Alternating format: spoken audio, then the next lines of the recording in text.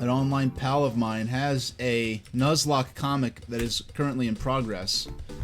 It's called Hypoxia. And it's kind of interesting because they took some liberties with the concept of Pokemon. Well, first off, he as an artist takes a lot of liberties with reinterpreting the Pokemon designs. So he really doesn't just take the on-model designs. He really sort of designs them for, I guess, what he thinks would make more sense to the sort of the fabric of the world he's trying to create.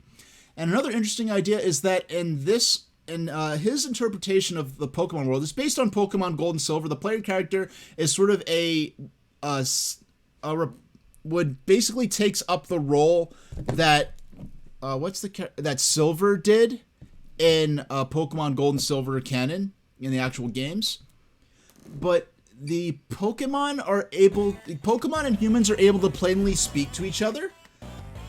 But the Pokemon world in terms of battling ownership of Pokemon basically works the same. So this game looks absolutely beautiful. I'm using the corded SN30 Pro Super NES style controller. This is my first time playing Mario Kart Super Circuit since 2002 or so. When I was playing, I rented this once from Blockbuster. I thought it was okay. I thought the courses were a little too flat for my liking. This is my first time playing this game since 2002. We rented it from Blockbuster once back when Quick Run.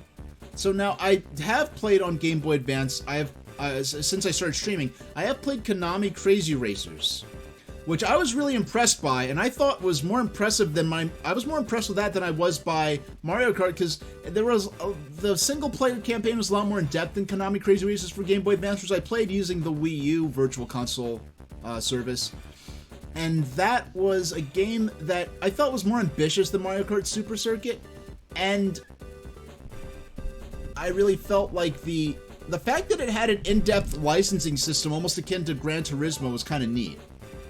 So we're going to start with a slow setting and work our way up. Now we have a simple cast of characters here. Now there is actually another character, which is Shy Guy, and you can only play as Shy Guy when you're playing 4 players with only 1 game pack. To save on data, you would have to, all players would have to play as a Shy Guy. But, Yoshi looks alright, but I think my tradition, which really started with Mario Kart 64, was always to play as Luigi. Now, if I could play as a blue Yoshi, I'd play as him. We'll play as Luigi, and he's a pretty average character, too. Alright, so we have 4 cups. This is before you had the retro cups. And this is only the 3rd game in the Mario Kart series.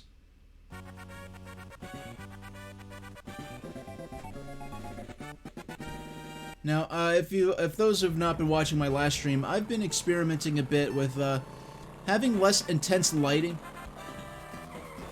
Now, I remember this more. Oh my goodness. Yeah, I remember this. Oh my. Okay, I have to get used to the steering. Okay, there we go. Oh boy, I bet serious Mario Kart players are looking at me like how is it playing at like 1 mile per hour? My goodness. And then we catch up with chat. Jacob AB is saying they played this one. You and your bro had it on your Crimson Game Boy SP. It was pretty fun. Yeah, this is a good game, but because I'm so bad at the game, I get the benefit of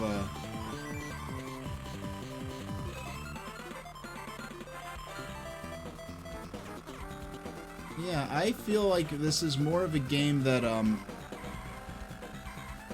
I don't know, I remember, Konami Crazy Racers felt better to me. I'm really shocked.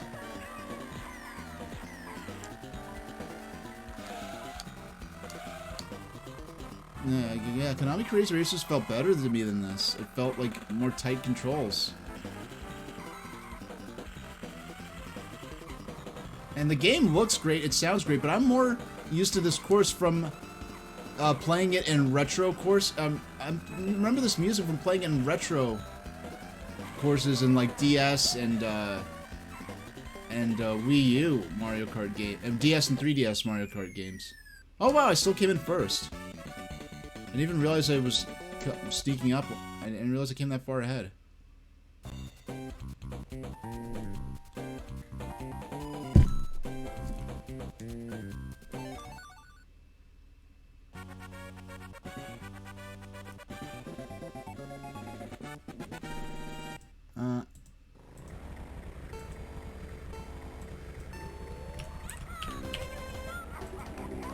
as I mess with settings to the last possible moment. I did that. I did that intentionally. I assure you. Man, I don't know. These controls feel so loose to me. And I remember I only played Mario Kart 1, the original Mario Kart. I only played that once, and I felt like the same in that game. And I remember people saying, people that may or may not have been slightly older, they were assuming I was like a little kid. It's like, oh, well, you're too young. You don't understand. It's not all just about the graphics. You know, Mario Kart, the original Super Mario Kart, is just a really great racer. I'm like, it's not about the graphics, because my first racing game that I ever played was Monaco GP2 on the Game Gear, which was an 8-bit system. I didn't like the fact that Mario Kart always only took up half the screen at all times. Yeah, I feel like...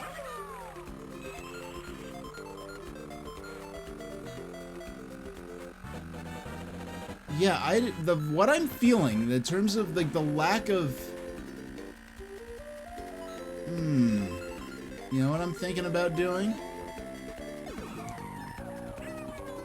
Yeah, next stream, I'm gonna do a couple of things different next stream. I think next stream, I'm gonna, my Wii U's always plugged up, because I know there's that problem where if you leave it Wii U unplugged a long time, it could break itself.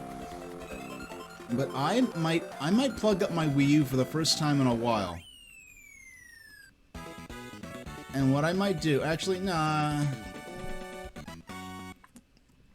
What I'm thinking about doing is playing Konami Crazy Racers and Mario Kart Super Circuit side by side, and really doing a because I always want to do a side-by-side comparison. I know on the Wii U Virtual Console I do have Mario Kart Super Circuit, I just never actually played it on stream.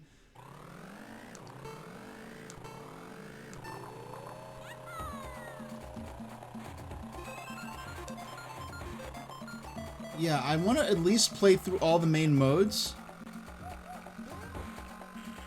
Yeah, I'm not feeling the magic with this. Heck, I don't remember disliking it this strongly back in the day. I feel like Konami Crazy Racers just controlled so much better. I feel like I had so much more and I still don't enjoy, I mean, Konami Crazy Racers was flat as well, but I just don't like, I enjoyed the topography of the maps in Mario Kart 64, which was the first Mario Kart game I played, and this feels so flat and uninteresting to me. I don't know. Now, I have certain Now, I was playing for those who are following me, you know, I was playing Super Mario RPG Legend of the Seven Stars for the Super Nintendo, and and when I played that game back in 2001, I happened to get to a certain point in Booster's Tower, and I couldn't get past the Bunt Cake mini-boss. And I got right up to before the Bunt Cake mini-boss when they announced the remake of Super Mario RPG, and I'm like, you know, there's a way I want to cover this game now that there's a remake exists. I want to cover the remake and the original side by side, and there's a very specific way I want to do that. And to do that, I'll have to, this is the perfect place to stop, because I'm about a quarter to a third of the way through the game. So I decided to I'll put down Super Mario RPG. I put that down, and in its place, I guess I'll announce it here, I've been kind of playing coy about it. In its place, I decided that I'm going to cover Mario and Luigi Superstar Saga.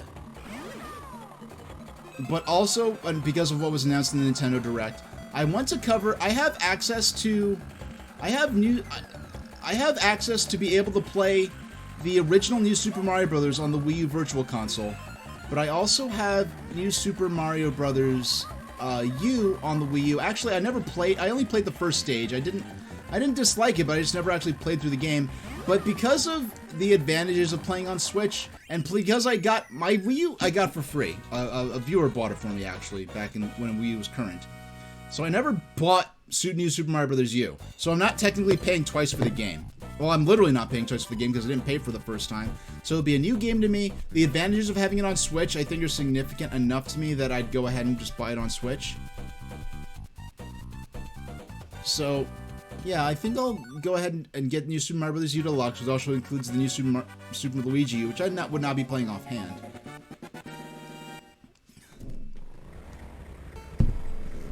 But to cover, with the rate I stream at, to cover New Super Mario Bros. On the DS and New Super Mario Bros. U on the Wii U, to cover both of those games, I'd and do so in time to play New Super Mario Brothers. No, not. I keep calling it that. In time to play New Super Mario Brothers. I called it that again. Oh my goodness, Nintendo, you've conditioned us way too well. In order to play New Super Mario, I can't stop saying it. Oh my gosh. In order to play Super Mario Brothers Special. No, not Super Mario Brothers Special. That was a Hudson Soft game released on Japanese PCs in the 80s. Okay. In order to play Super Mario Brothers Wonder when it comes out, while also giving me time to finish New Super Mario Brothers on the DS and New Super Mario Brothers U on Wii U, and time to play Super Mario Brothers Wonder. And while beating Super Mario and Luigi, it's going to be a pretty tight schedule. Because the problem with playing New Super Mario Brothers on the DS is that I'd have to introduce the DS into my... And Jacob may be saying this is their least favorite track in Super Circuit. I can imagine why. In order to introduce DS into my stream, I want to introduce the DS as a console, because New Super Mario Bros. Is on a Nintendo DS dual screen system. In order to introduce that system properly, hey there, Azurest. And you see, we're sort of recycling in spirit, in terms of the music and the Flying Cheep, the award ceremony from Mario Kart 64, which we have not played on stream yet. I want to introduce the DS into my do a little bit of a history thing on the DS, including watching E3 2004. With the reveal of DS, when covering some of the launch games that I have on the Wii U's virtual console servers for DS. So there's a bit of just a run through of some of the early games like Metroid Prime Hunters. Well, it's funny because Metroid Prime Hunters came out in 2006, but I had the experience with Metroid Prime Hunters in the context of the DS's launch was a demo that was included with the DS, Metroid Prime Hunter's First Hunt, which sort of had a demo level and really just showed off the graphical capabilities of the system.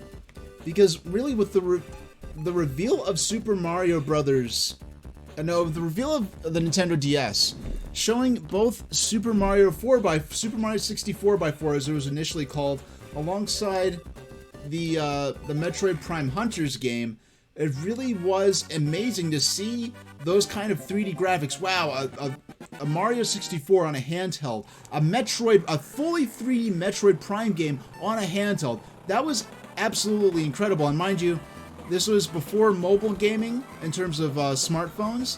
This is before the PSP was just revealed alongside kind of the DS in terms of its full reveal at E3 2004. So the idea of having 3D graphics on a handheld system was still quite the shake-up in terms of what people could imagine 2D handhelds could be capable of. I mean, it flat out looks like Bowser's Castle looks like hell. So, okay. Oh, man, yeah, this game does not feel as nice as Konami Crazy Racers did. Oh my goodness. Yeah, this makes it look, I mean, for the first Mario Kart game I played on stream. Now, if Super Mario Brothers Wonder came out in, say, December instead of October, and I had some more time to play with, I was actually going to considering doing a full series rundown of Mario Kart, starting from Super Mario Kart on Super Nintendo, moving on to Mario Kart 64, then this game, then Mario Kart DS. Now, I don't have Mario Kart Wii, and I never played Mario Kart Wii back in the day anyway, so it's not like I have any nostalgic experience for it. But I have a good and I'll tell you something. Mario Kart 8 Deluxe is a game I've been on the verge of playing that game on stream just for the heck of it, just having some fun. For a very long time I've been considering playing that game.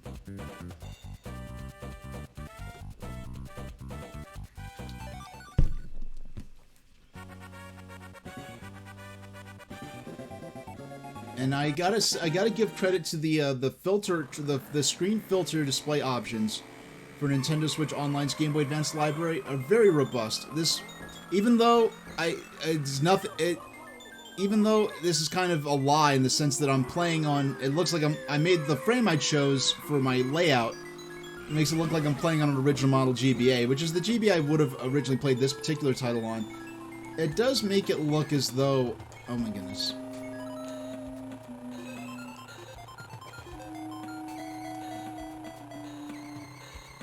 Oh my goodness, please. Yeah, still using the Mario Kart 64 sound effects for the lightning bolt.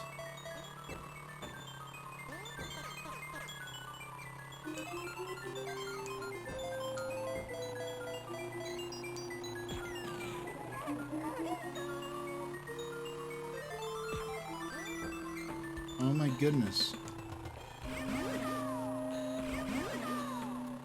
Wait till I have a... Oh my goodness. A clear shot.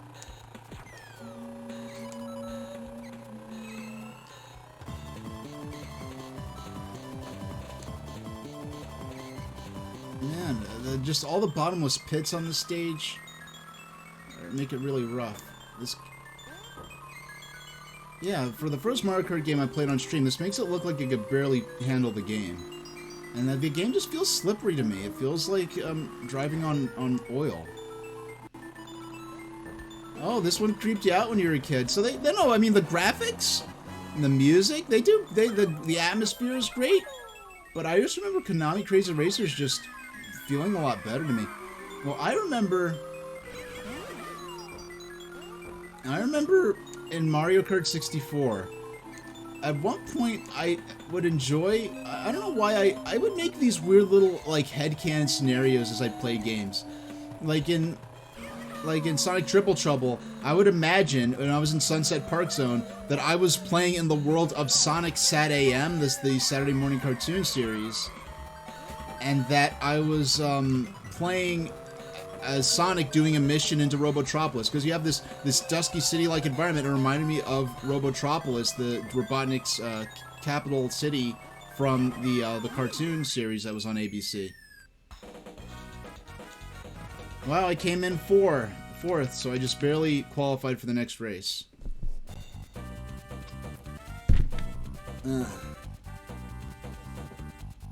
Yeah, I wonder. I'm thinking here. No, because I'm doing some experiments with how I might stream in the future.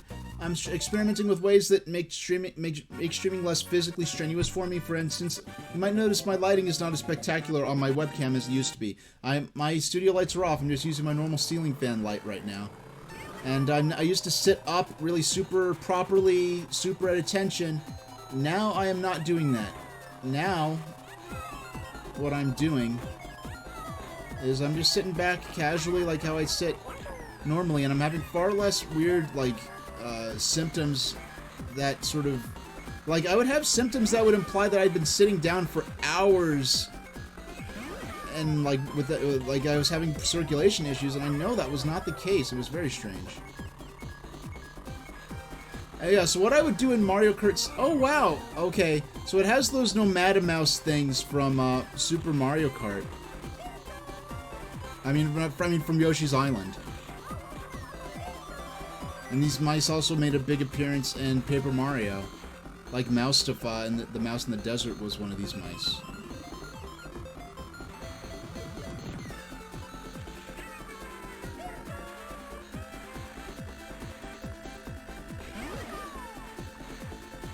You see, this track isn't so bad.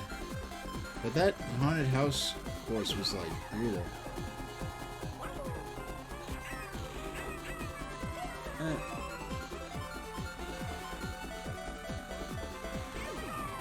Oh my goodness, like, I can't believe that even using the mushroom to boost through it, it still affected me so seriously. Yeah, but what I would do in Mario Kart 64, I'd play in time trial mode. And I'd play in Rainbow Road. I'd play in Mario. I'd play in, what was it? In the Haunted House. Boo's Boardwalk, I think it was called. I'd play in that stage in time trial mode, so I was all by myself.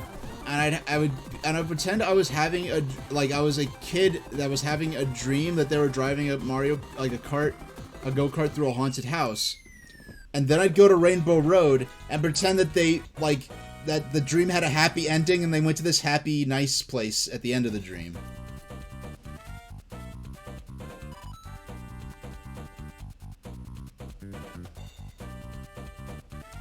So Jacob, baby, I think I asked this before. I take polls occasionally. Do you happen to have Amazon Prime? And are you in the US? I'm just curious because if you are, if you've ever seen Sonic, Sonic Sat AM as they call it? It's officially known as just Sonic the Hedgehog. But have you ever heard me talk about it in any amount of detail, or have you heard about it, or watched, the Nostalgia Critic episode about it or anything? Because that's a series I love spreading the word about, that a lot of people aren't really especially aware of. Oh yeah, I forgot the thing about this game. I think every circuit has a Bowser Castle as its last stage, except for the last one where you can access the Rainbow Road.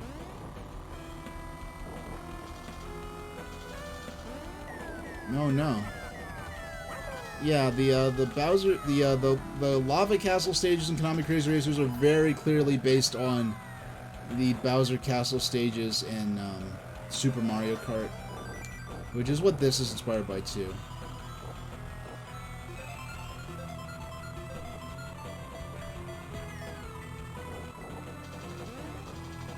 Yeah, for not liking this that much, I guess I'm doing, surprisingly good at the game in general. Oh, I thought I really did. I thought, like, oh yeah, I'll use this mushroom right before the jump. This will guarantee I make it over, and then, no, of course not. Oh my, how am I, I'm going on these almost head on. I did not mean to hit Mario twice, but... Well, at least I made it to 4th place out of the top 4 that are non-losing.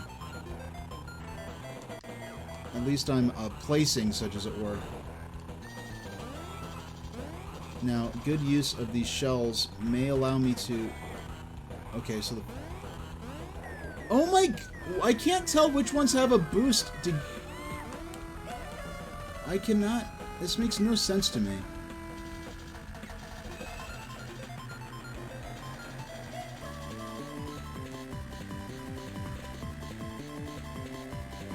Oh! I bamboozled Toad at the last second and got 3rd place. And then Toad got bamboozled by DK as well.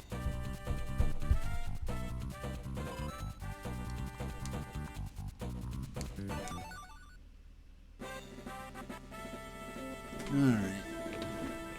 And something about... This is the only Mario Kart game to be developed by a company other than Nintendo. This was made by Intelligent Systems, actually. And I find it interesting, the art style they use, especially shows on the Koopa Troopas and the Hammer Brother there.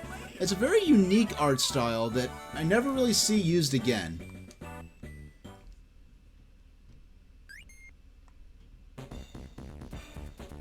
Alright. Yeah, I'll play as Yoshi. It is Luigi again. I said Yoshi just because he was green. Okay, so we got that one. Now, Luigi Circuit, I remember the Luigi blimps in the background. No, this was a track that, even though I was not wild about this game, this is a track that made a huge impression on me. I'm like, wow, this game looks really great. Even if I was, at the time, I was kind of disappointed a bit by GBA in the broad sense, in this, like, because when I heard rumors of a 32-bit Game Boy, I was hoping something more along the lines of super low-res PlayStation graphics, and we get this. The initial screenshots were impressive, but when I actually saw the games in action, I'm like, alright, this is great. This is like a souped-up Super Nintendo. I'll take this. Now, it's funny, because on one hand, I feel like the music, a lot of people talk about how much better the sound chip was in Super Nintendo compared to the Game Boy Advance, But I think that's opinion is based a lot on people looking at the music on Super Nintendo ports on GBA, which generally did sound significantly, obviously inferior to the Super Nintendo version. But if you look at soundtracks that were written from the Game Boy Advance from the ground up, you have fantastic soundtracks like this right here, the Pokemon games, which are sort of mocked for their extensive use of the trumpet instruments. But the Mother 3 especially. But Jacob B is saying you have live in the U.S. but don't have Prime. Yeah, don't worry about it. I don't even know if Sonic SatAM is still on Prime. You know that, and if it's available for watch parties. At one point, and maybe still be the case, but Sonic SatAM was on Amazon Prime and it was available for watch parties. So I was able to do a marathon of some of my favorite episodes and introduce Sonic SatAM to my viewers, which is a great experience to be able to do. But Sonic, are you familiar with Sonic the Hedgehog, the 93-94 era Sonic the Hedgehog cartoon series that was on ABC? Are you familiar with that? I don't know how, I think you're a bit younger than me. And yeah, if you were not in the US and you were not of a certain age, you would not have been exposed to that at the time. And the series... You know, it's funny, the rain slicks are a stage hazard. But in terms of the atmosphere, I feel like it was really great, because I feel like it really did a good job selling the idea that the blimp is traveling across this airfield.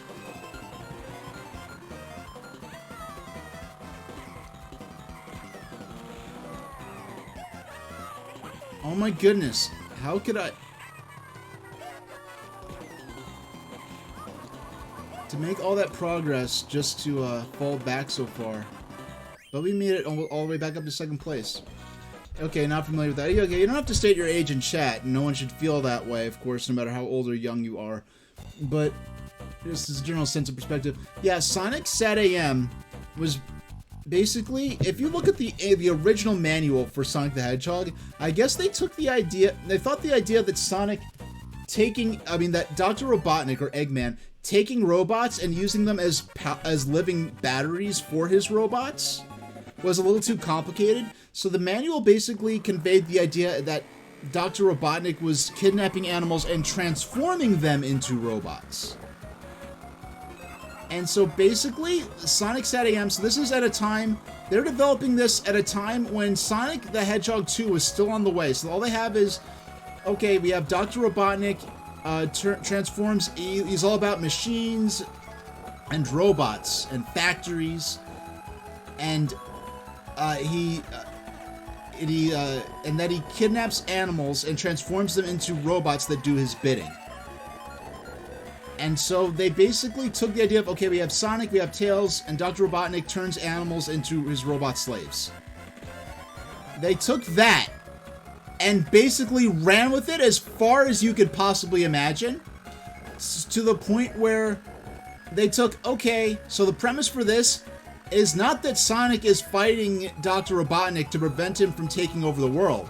The premise we're going with is that Dr. Robotnik is the dictator of the world. He has successfully staged a world revolution and has seized control of the world. He is the tyrant of Earth, or planet Mobius in this setting. Dr. Robotnik is the evil dictator of the world and has transformed and Mobius is a world that's inhabited entirely by anthropomorphic animals.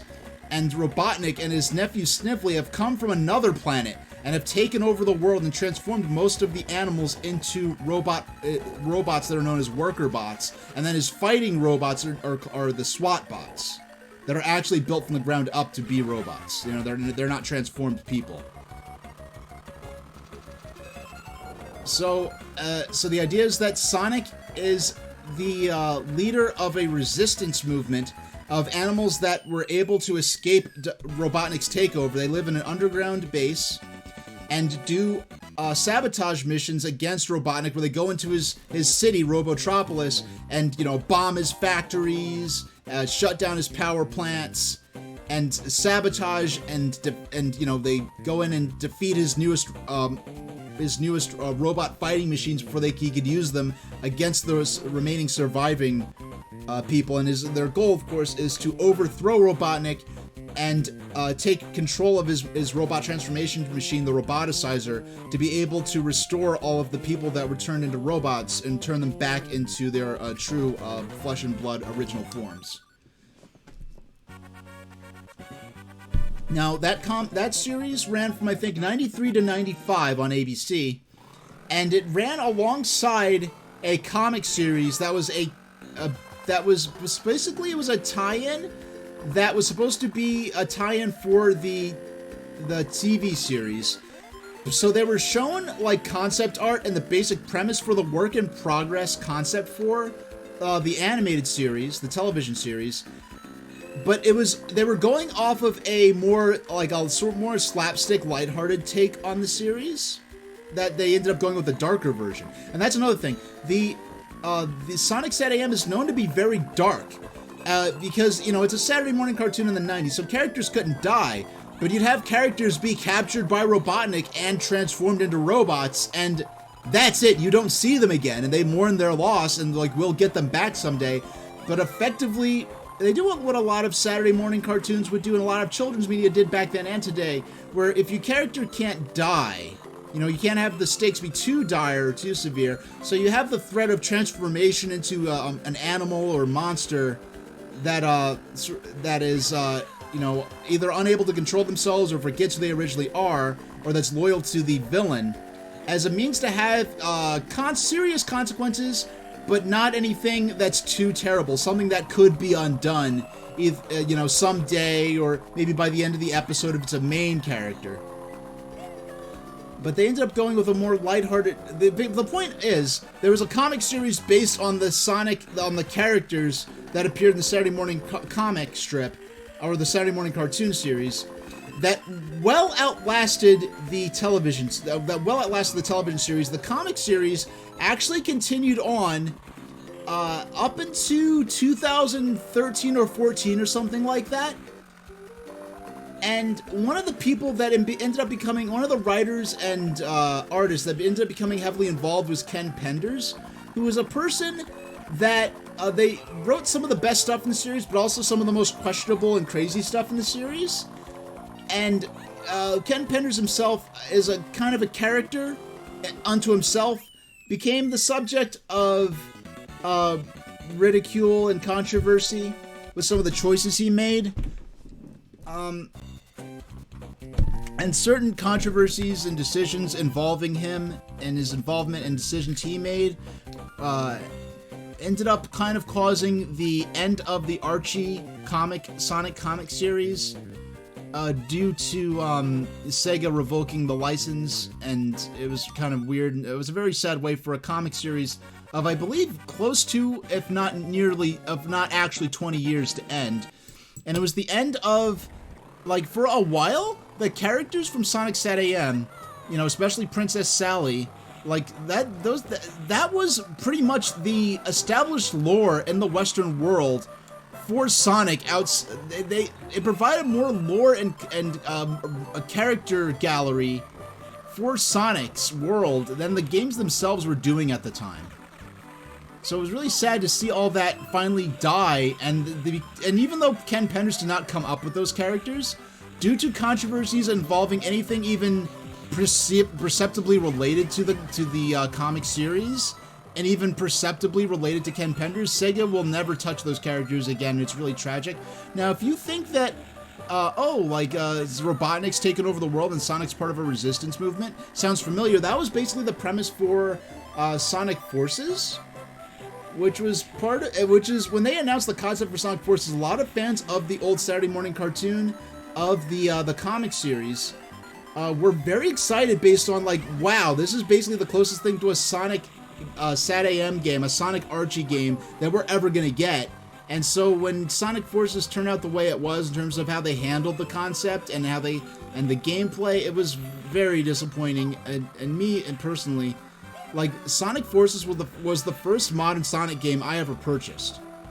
So, like, even like before Sonic Forces, the last Sonic game that I had purchased was Sonic Triple Trouble in '94 on the Game Gear, which is one of the first games I purchased with my own money. Like, money I had actually earned from a paying job. an on-the-books paying job. But yeah, and that cheap jumping in the background can be a bit unsettling.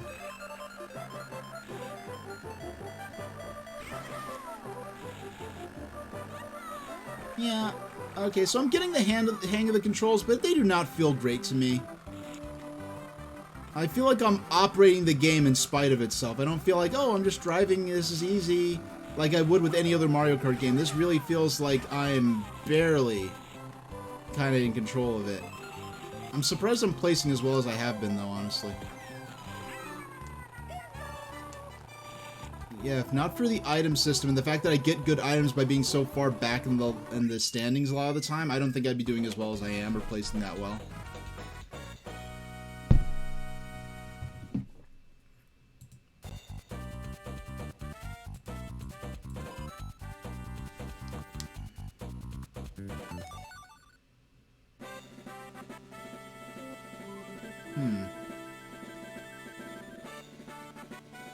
Yeah, I'm gonna play something. On Wednesday, I'm gonna stream again.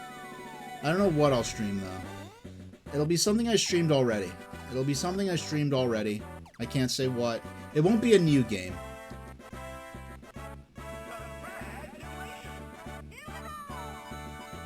Alright. Now, this is the first... I forgot. I only played Mario Kart Double Dash once with some friends of mine back in 2003 or 4. I gotta ask, do coins appear in Mario Kart Double Dash? I don't remember. I believe they were in Mario Kart DS, but were they in Double Dash?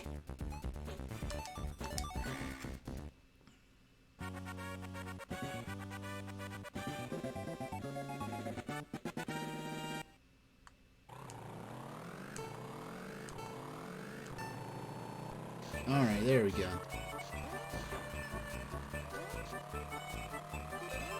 Oh my goodness.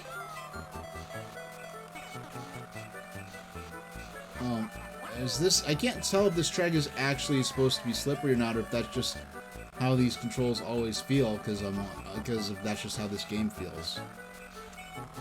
Because if you ask me, I would have thought the whole game felt like I was on ice.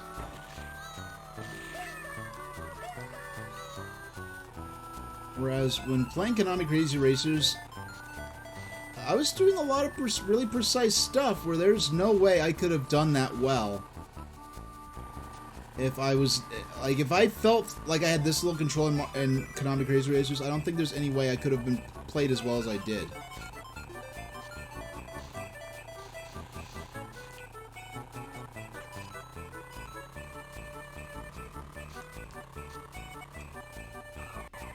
Oh my goodness, like, just hitting the ice, like, is, like, as bad as hitting a banana that's on the track.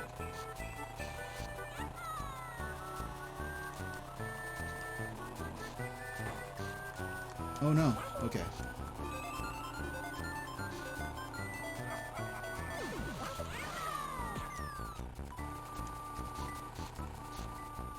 Oh my goodness, okay.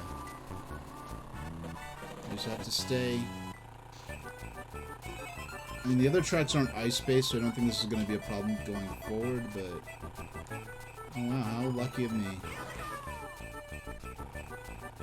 Oh no. I'm going to lose...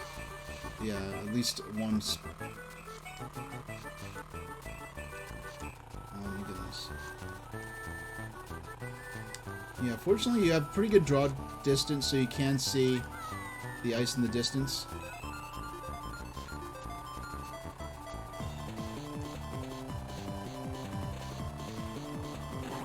Oh wow.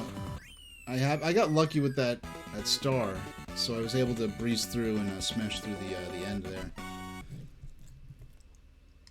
Yeah, I wanted to try something. I want to use my PNG tuber avatar of Griffin Age, which is I got for the writing streams. It will be used for the writing streams, but I want to see how I feel not appearing on camera for a gameplay stream. I want to see how that feels. Because I don't want to be mic only. I want to have some sort of visual representation of me. Oh, this, of course, I know that... You know, the graphics might not... I mean, the Yeah, I think the graphics are great. Like, the bright and colorful. This is the best looking track I've seen yet. Oh, no! I can't believe just because I missed that jump, I'm being punished this severely.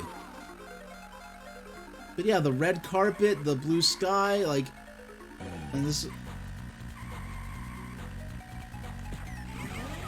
What?!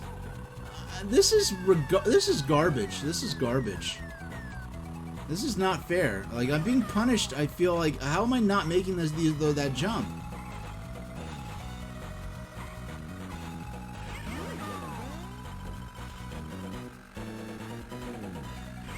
Please give me some item boxes. Oh my goodness. Yeah, it's a very Candyland kind of theme. Yeah, not quite candy, but definitely birthday presents. Very, it's not candy, but it is candy adjacent. Very kids party kind of feel. Are the characters nearly? Have I nearly been blue shell?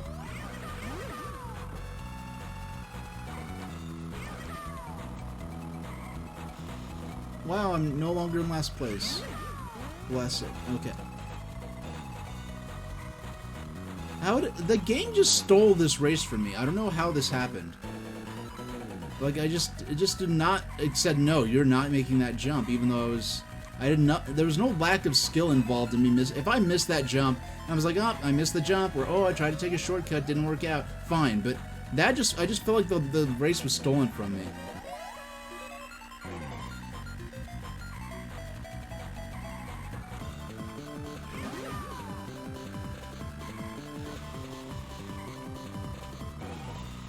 Oh my goodness, I thought I had like a few more frames of...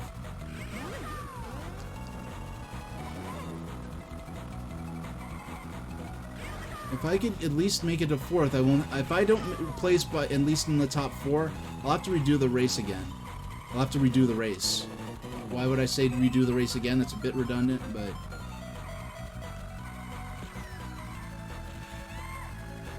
Okay! Oh no. I thought I made 4th place at the last second. No, I made 5th place at the last second. Yeah, it is like a long mini game. It's very colorful, cute. I have to try that one again. Okay, you see I have checkered flags in the lower right. I have up to 3 tries before I have to redo the whole circuit again. And I do at least want to try and complete one course each circuit at least once. As long as the game does not totally, like, steal my attempt from me.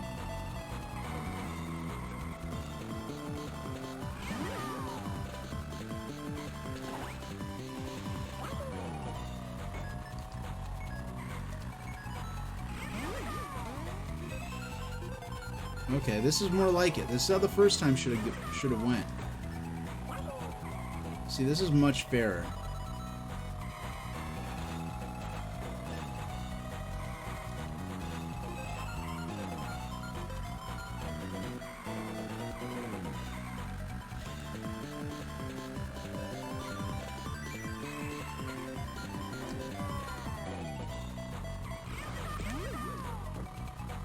Oh wow, I'm actually in 1st. See, look at what a difference just not missing those 2 jumps made.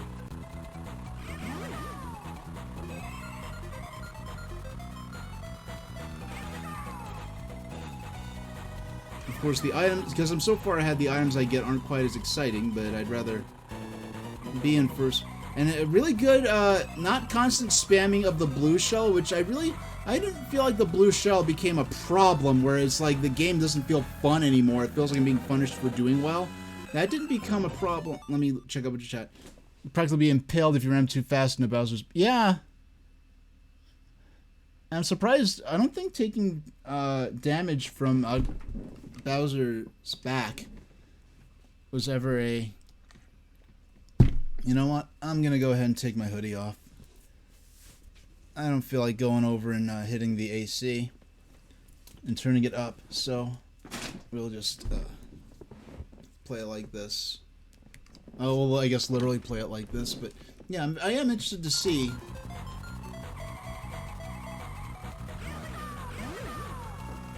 I'm interested to see what it'll be like because I'm considering doing a VTuber thing. Maybe even a fully animated one, maybe a PNG tuber that's not Griffin H, because Griffin H is always going to be mainly focused on my writing streams.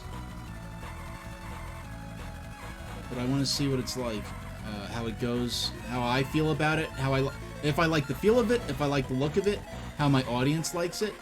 But I will say that never will I be, but even if I do go to doing a lot of VTuber or PNG tuber stuff using an avatar, I will never become a totally, I will always appear on camera to some extent, even if not in every single stream, just, you know, I will never go 100% camless. I like appearing on camera, I enjoy it. I'm just looking for ways I could make the stream better in terms of presenting the streams of the longevity that I'd like. And that may include...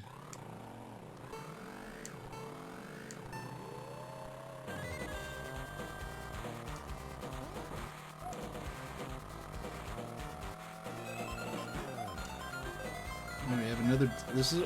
You know, that other stage struck me as being a desert stage, but I guess it was actually supposed to be like a stage where we were on the moon, and there was cheese on the moon, and that's why all the mice were there.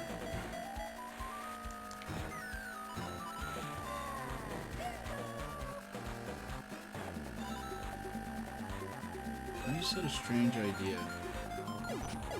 Oh, I got eaten, but it was by a cute piranha plant, so I'll take it.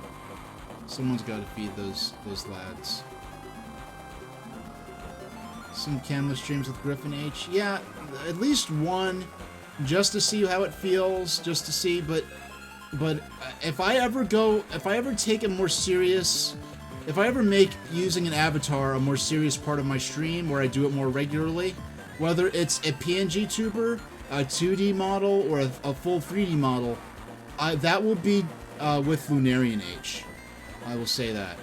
Griffin H is going to remain a PNG tuber, and it's going to remain mainly for the writing streams. But since I want to see what it's like streaming with an avatar, so that's a solution. Since I already have that ready to go, see how that feels.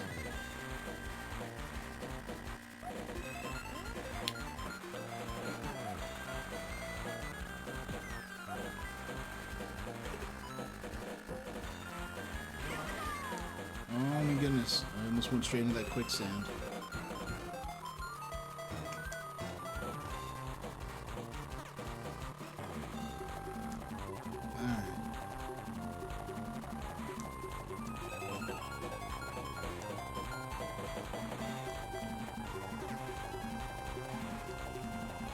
Alright, we're almost to the... Yeah, for the second hardest set of stages, I'm doing pretty well. I just got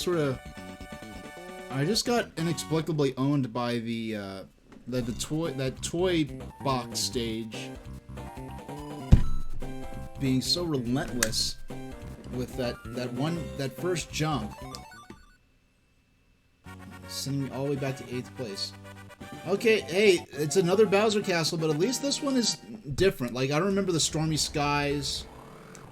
So this is probably the hardest Bowser Castle, and then after this, we'll unlock the next set of courses that'll have Rainbow Road at the end, I expect. It's kind of funny, in this version you have to unlock. Yeah, in this game you have to unlock the final set of courses that has Rainbow Road. But on Mario Kart 64 and every other Mario Kart game I've played, because, well, I haven't really properly played, I played a few tracks on the Super NES original, but in Mario Kart, and Mario Kart DS, Mario Kart 7 on 3DS, Mario Kart 8 Deluxe, you can access the last set of stages that has Rainbow Road from the beginning. You don't have to unlock it like you do in this one. But this is, of course, the only Mario Kart game to be developed by Intelligent Systems, so that's probably one of their touches.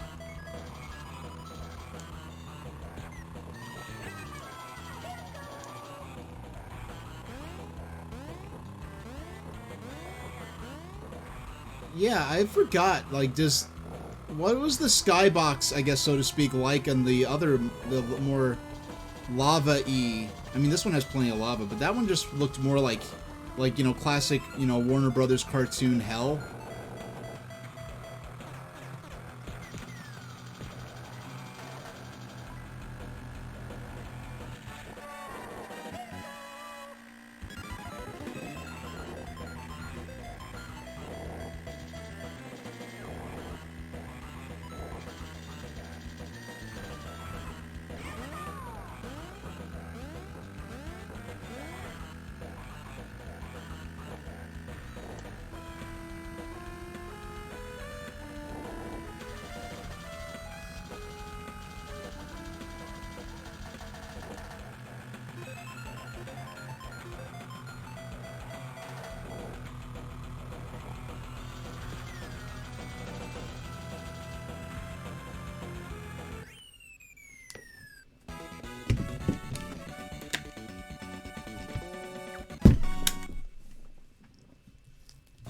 Alright. Why am I doing so good in a game where I mean, I am on the slowest setting. I mean, I remember when I first played Mario Kart 8 Deluxe, playing it on you know, the 50cc, I felt like, oh my gosh, like I am, you know, just playing it just for the sake of, you know, just clearing through that, just so I could say I did it, and getting used to the controls and everything. I'm like, what? It's so slow. How could I ever play this? Because I remember Mario Kart 6, I mean, I was a lot younger, I was a little kid then, but Mario Kart 64, I only played on 50cc, and I really didn't even notice a difference from from 100 and 150cc.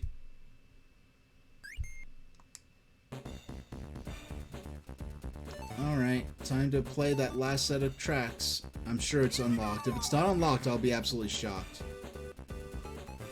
What?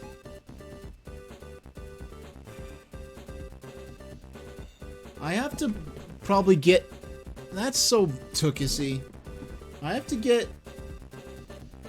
probably have to get A rank in all the other ones before the final set of courses will unlock to me. Hold on, how do I unlock? How to unlock?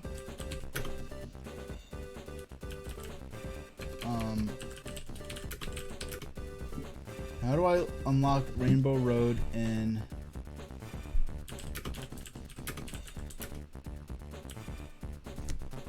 Mario Kart?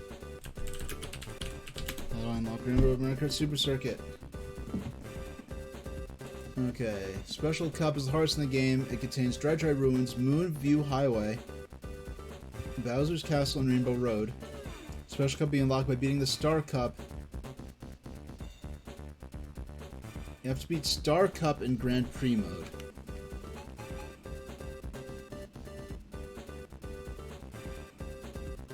Okay, so I guess I have to come in first place. I guess Star Cup I have to come in first place out of 4. Okay. If I had to get like A rank and everything, then I'm like, okay, forget it. But yeah, coming in first at the end ceremony. That sounds more reasonable. To the point where I'll give this a second try. If this doesn't work out, maybe I'll call the stream there. Because I gotta tell you, I'm enjoying these shorter streams. I'm enjoying it tremendously. But hopefully, depending on how things go in terms of my experiments with streaming with an avatar, maybe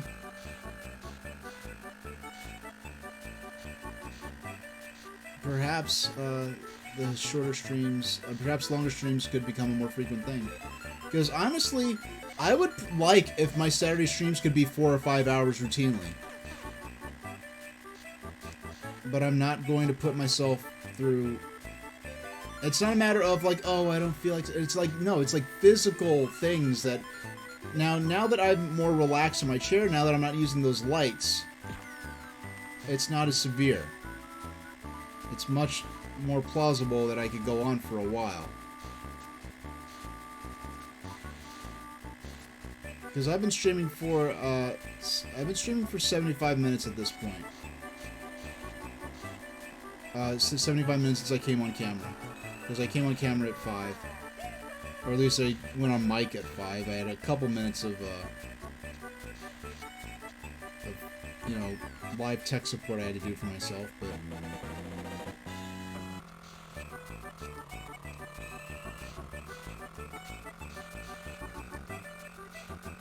Keep a shell behind me, hopefully defend from any,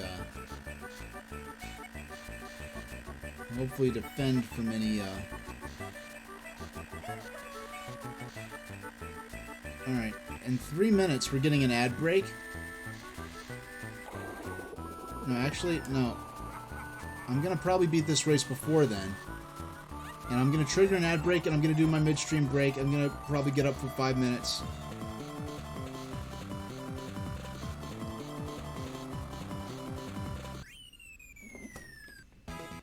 Alright. Because taking frequent stretch breaks... Alright. So I'm just gonna start now. I'm gonna drop a credit for my artists.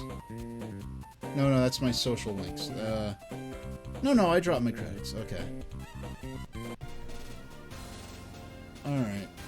So... Now it's funny,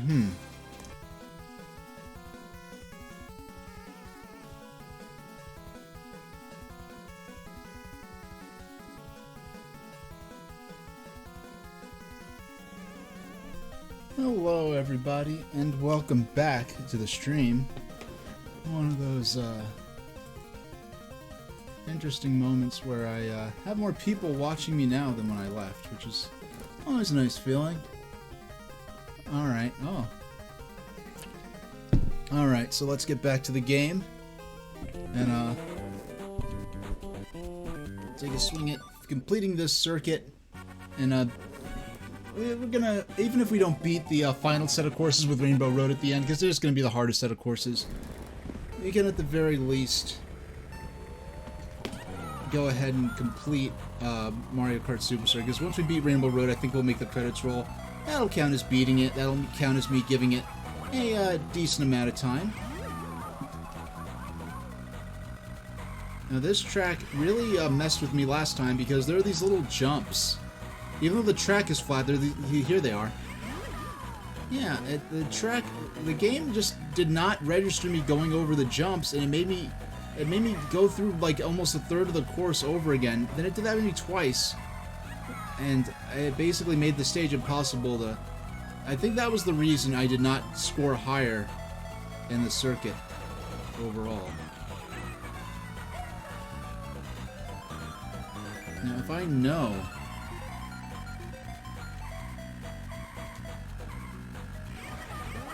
No! Okay. Thank you, Nintendo Switch Online. I don't know what causes that. I didn't try to do some kind of fancy move or try to bunny hop over the little jump barrier thing. But boy, oh boy.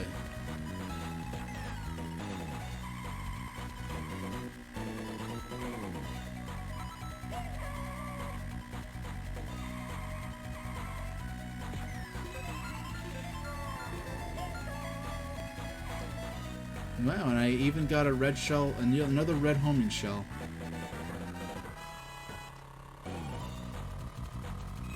Well, I mean, the first difficulty, I'm playing, Jacob Baby, I'm playing on, 50cc, right?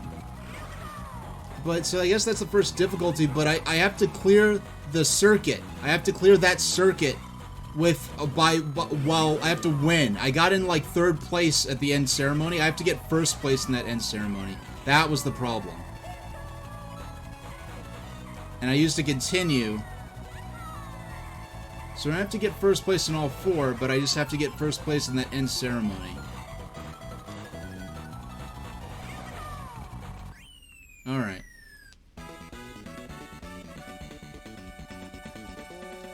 There we go.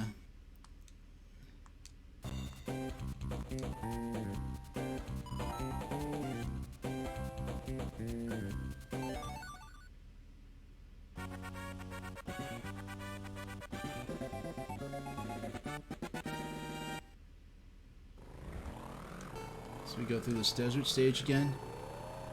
Do I think, I don't know why, but I feel like when they redid this track in like Mario Kart 8 Deluxe, and I think they took that Yoshi Sphinx and replaced it with something else. Some other sort of Mario Sphinx.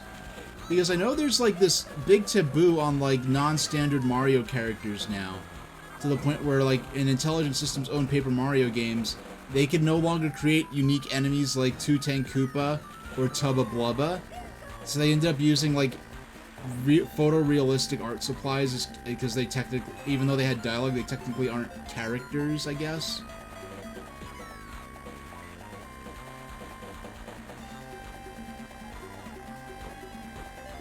Okay, that's the first lap already. Yeah, so I defeated that track with like the most difficult, but to unlock the last set of tracks, I have to win. I have to get, I guess, ranked first place in that end ceremony for this set of tracks. So we'll give it another shot. And once we accomplish that, I'm gonna go back to Wario Ware because I have unfinished business there.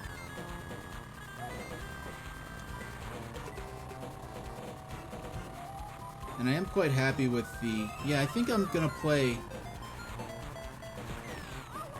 Yeah, I think I'm gonna play Wario Ware on Wednesday. See how it feels. But Jacob maybe saying, yes, the final difficulty might have Bowser's Castle 2 as the final boss track. And the first difficulty is kind of like winning the battle, not the war. No, the last set of tracks ends with Rainbow Road. So I don't know if there's an additional difficulty on top of that. Because in the final set of tracks, there's a Bowser Castle as the second to last track, and the final one is Rainbow Road.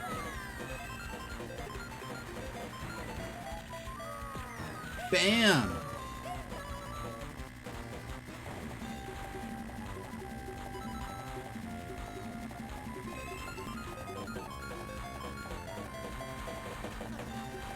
That's a good item to item pull for considering I'm in first place. Because typically the further back from first place you are, it tends to make it so that your items are less rewarding. So that like when you're further back, it's like an equalizing thing where it's like the further back you are, that gives you more powerful weapons to and items to try to make your way back up front. I think a bug bit me on my right leg, which is not something that's happened to me in a long time, actually. Even in the summertime. Let me pause and take a sip of water.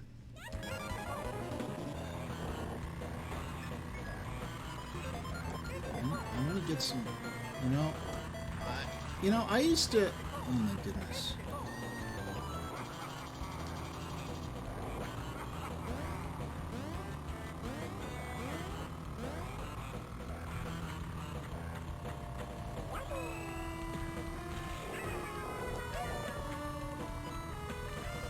I'm just thinking of different things I want to look up after,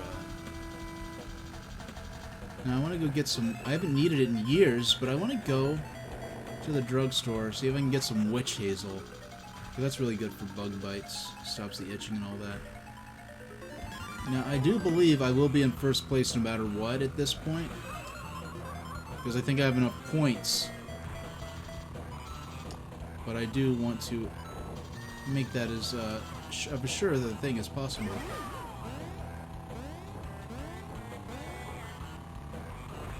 I missed the item box. Almost got it. But at least I didn't get smashed by the thwomp, so I think that's far more important than getting the item box. Now I forgot I don't know if coins actually make you go fast. Oh my goodness. Did I get... I don't know, there are these little tiny fruit flies. Normally, even in the summer when they're little gnats, they normally don't land on me and make me itch or anything. They just pester me while I'm eating.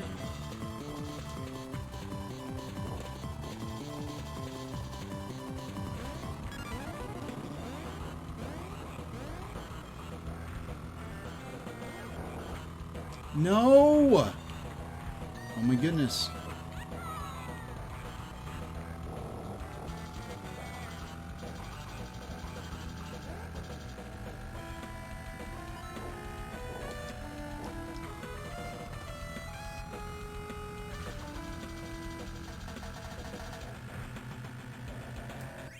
Yeah, I think I'm still gonna win. I think I'm still gonna win.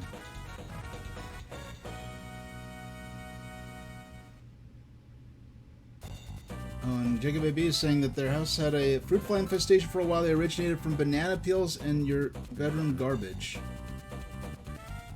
Yeah, it's definitely nothing like that. I think they're coming... Like, this is a nice, clean apartment. There's no, like, trash sitting around. And my neighbors... I actually helped my neighbor do some shopping because she's, you know, a little older than me. And she could use some help shopping, so I helped her shop. And I asked her if she has had a lot of flies in her apartment. She's like, yeah, and I'm really confused because I don't open the window. I'm like, neither do I. And the reason they have to be coming in through the ventilation system. So I'm gonna set up.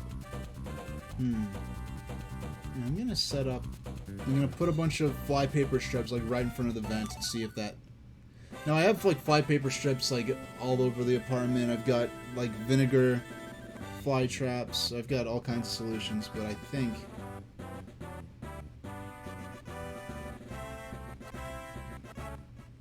First, okay, so I think we unlock the last set of tracks now. And if not, then that's butt.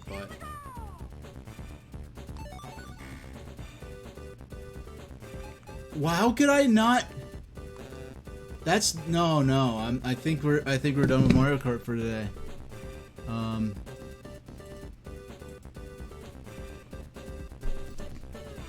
Super. You have to get a gold trophy in each of them. I'm not going through all that again. I'm not. So how about we play a little less than a half hour of... Okay.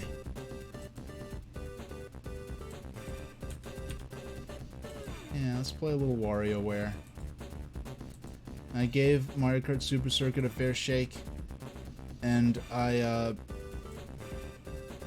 controls aren't as good as I remember it being. Was not been head over heels over the game to begin with, and now playing it again, I feel like the controls are worse than I remember them. But it was good. And as I was saying, once the neighbor went away for 2 weeks, he had tons of fruit flies from their garbage sitting around. That's unfortunate. Let's rename the stream.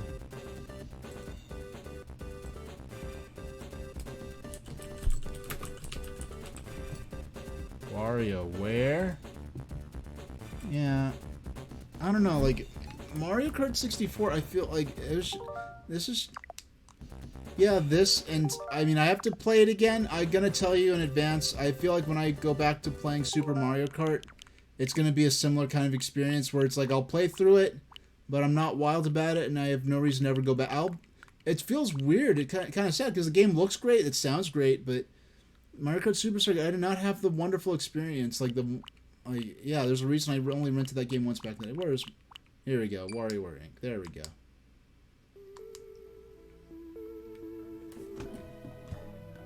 Actually, yeah.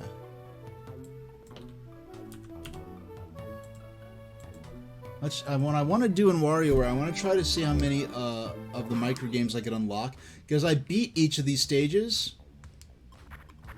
So we got but that there's still mini games left to unlock. So 1, 2, 3. Okay. So 1, 2, 3, 4. 1, 2, 3, 4, 5, 6, 7, 8, 9, 10. So yeah, there's still 10 mini games left to unlock. So let's play with Jimmy's for a while. See how many more sports games we can unlock.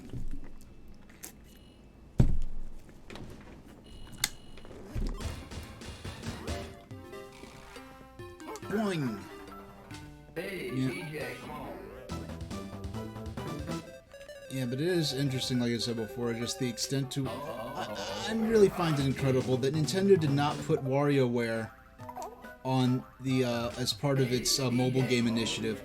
WarioWare, because it's the short format micro games in rapid succession is perfect for mobile gaming, and then the fact that they already have a format for it to be played with touchscreen only and no buttons through WarioWare Touch. so you know this could work without buttons.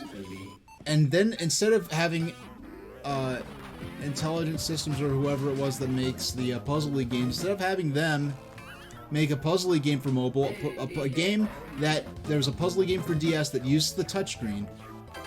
Instead of doing that,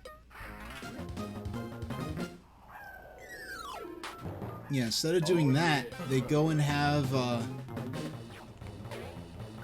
No, I missed. Instead of doing that, they go and have.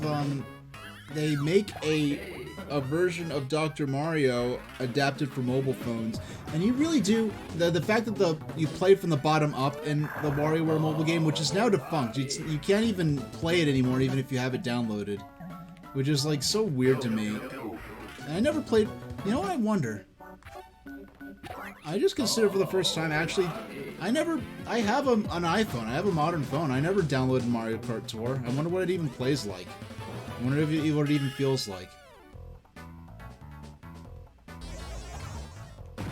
Now, one game, I'm not a mobile gamer. I'm not. But I have been playing Pokemon Sleep lately, which is, I refuse to fall for the trap of, paying for those passes to get more diamonds or all that nonsense.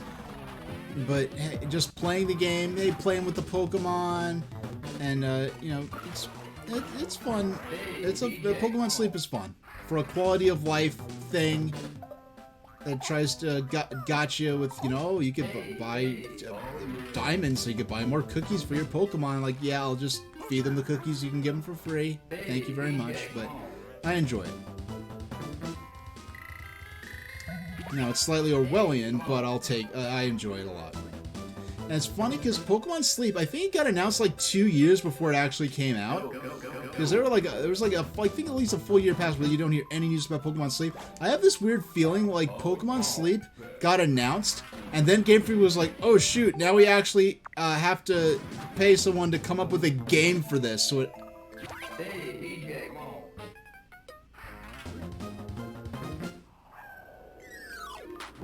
There we go.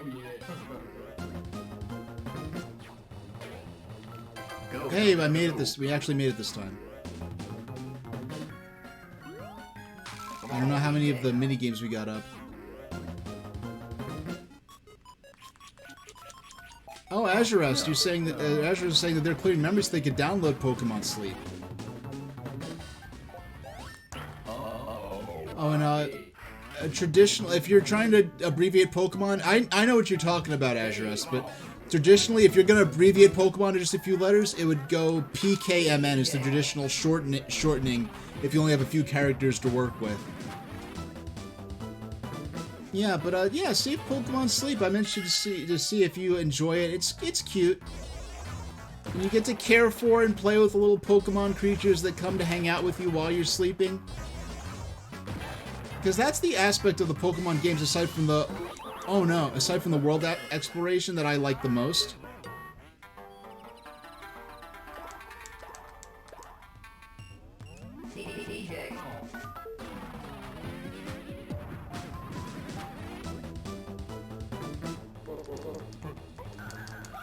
Okay, I think that's a new micro game there. I think it's interesting to see. I'm gonna play for as long as I can, of course, but I'm interested to see how many of the 10 missing micro games I've unlocked already.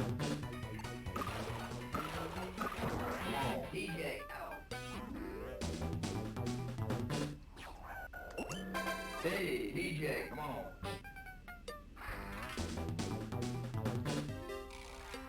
Chop. Oh man, I only had one square to make that with the gauge. Woo, that was fast. So we'll play hopefully at least another 20 minutes. We'll see how it goes. But it's so... I really do... I don't know if I've said it before during these recent sessions, but I so dearly enjoy just the quick glimpses into these different little worlds, all these weird little moments in these characters' lives that each of these micro games represent.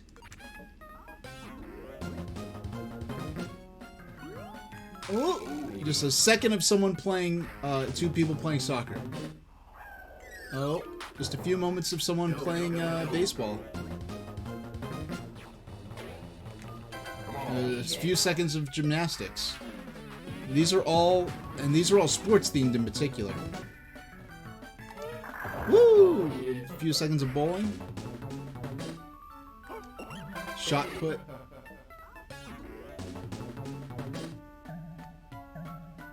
I'll be so happy if I can make it to 50. Okay, we have a few more to go.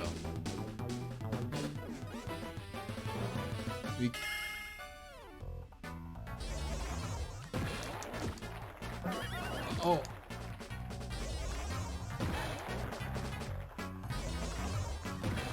Okay, we're almost there. Oh no! Got him. Got him. We get a life back now.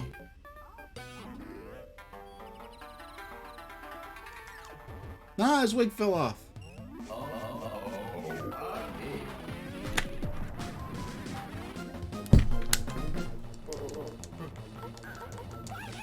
Got it. Fire!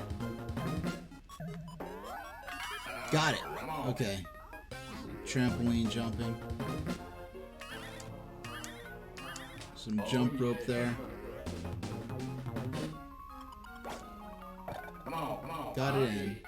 So we're almost to 50. 48, 49. Now, if I don't win the game, that doesn't count as a point. Got it.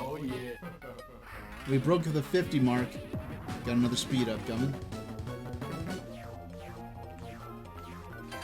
Got it. I was only a few frames away from missing that one. No! By a few pixels, I over-curled. Oh, we got hit by the baseball. No, we missed. Okay. Alright, let's see how many we unlocked there. 54 males. Oh, we've downloading the Dr. Wario minigame.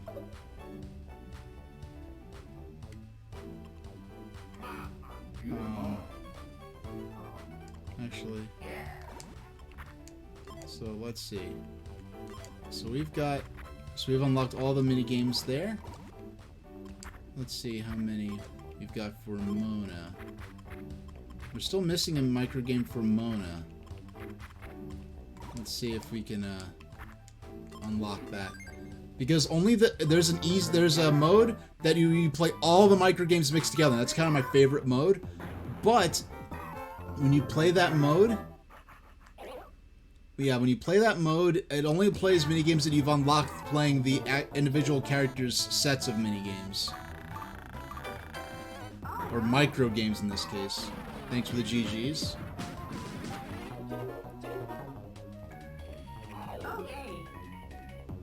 Alright. Okay.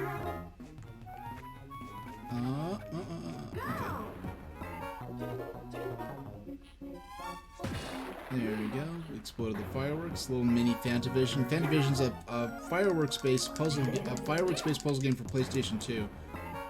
I never actually played. I was interested in it, but I never actually played it.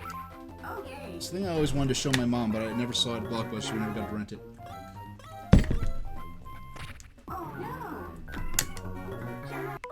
Okay, I'm redoing that because I don't know why I keep forgetting that I could pause. So I try to grab some. I'm so used to playing versus pinball high score mode where you cannot pause that I just don't think. Oh yeah, I can just press start.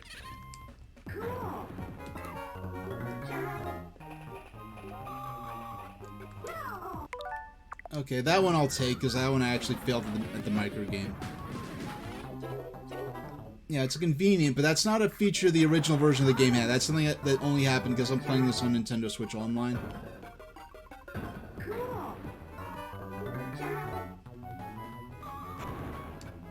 And brought to you by the Incredible Crash Dummies.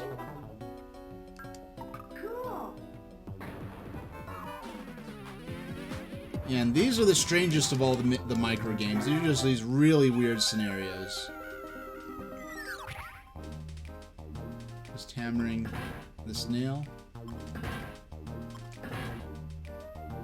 No, it is. It is cheating. It is.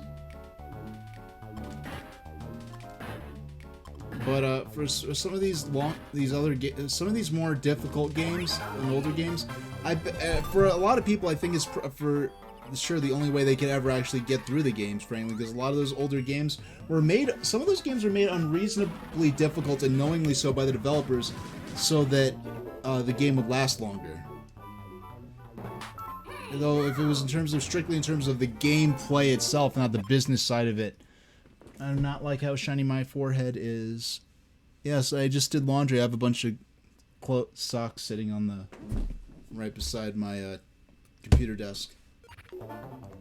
Normally I have a towel with me, but I have to go out after the stream and get some towels.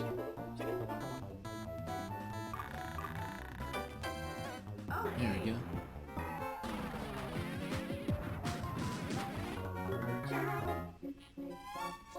There we go.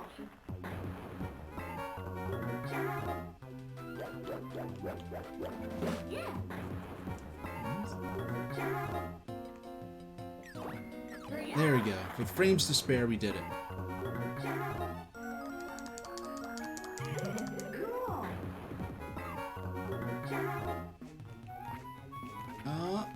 That paper plane game is fun, actually. It's a standalone game. I don't know if I've unlocked it yet.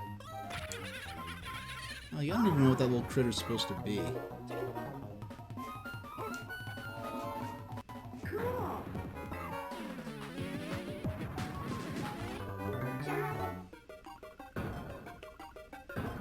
Yeah, those little weird yellow things are called francs.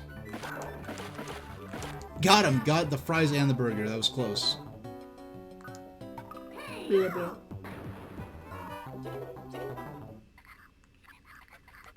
Oh no, I missed the thread.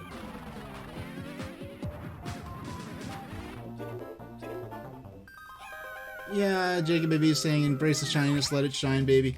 Yeah, that would be easier for me probably if it weren't for the fact that I have a bit of a background in professional acting, and I know, like, I'm used to the idea of, like, you know, applying, you know, makeup. And it's not makeup, it's makeup that you apply and then you don't notice because it's made so that you don't shine in the light. Yeah, so... yeah, because I have a bit of a background in that. I'm probably more conscious of it than most people. And it's funny how much that effect is there even when I am not actually...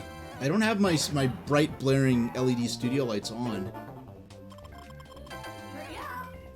You know, there's a noodle, one of those hipster noodle places near me. It's a chain, it's not a unique place. And I don't go there as much as I used to because they don't have offer spaghetti anymore.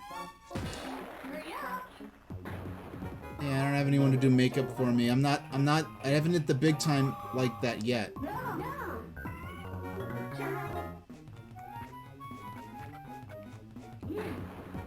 $36. There we go. No! You missed one page off. We're a few frames away from putting out the second fire.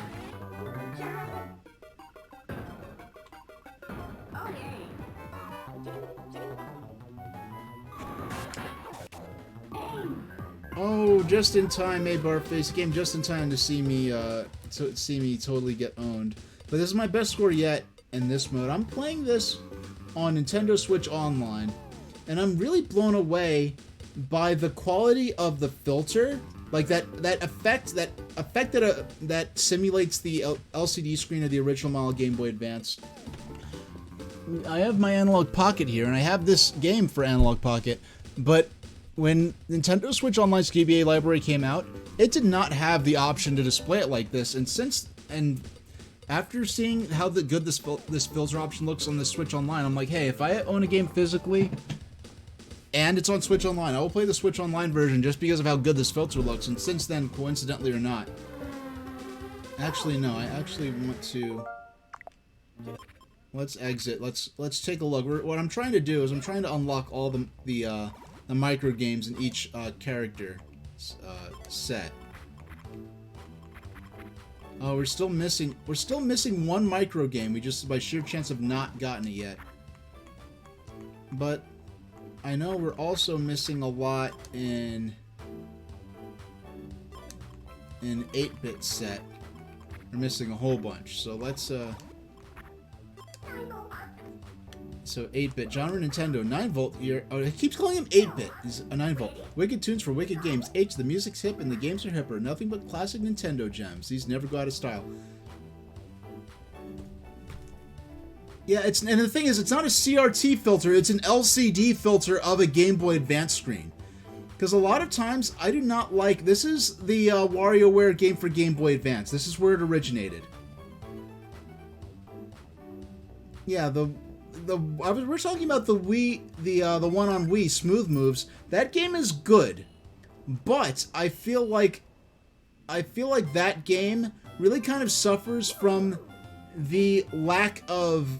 That game, WarioWare Smooth Moves, is a game that needed to have the Wii Remote Plus level motion sensing capability built in, and that did not come out till like a year or two later.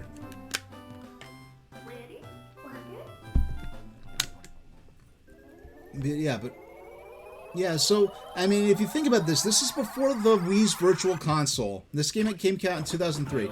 This is before the Wii's Virtual Console. This is even before the classic NES series on Game Boy Advance, which came out in 2004. Yeah, that's not Dr. Mario, it's Dr. Wario, which Wario himself would tell you is much, much better, I'm sure. I find this interesting. So, what I was getting at, this is before Nintendo. I mean, we had the Smash Brothers games, but in terms of something you could actually play, this is the first time.